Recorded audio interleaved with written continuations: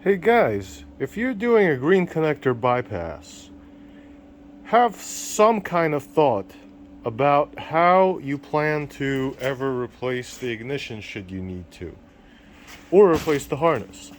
Because right now, I would have to take this entire harness through that little hole, or I have to take apart that ignition, or I have to cut that and redo everything. Why? Why why does this have to be hard?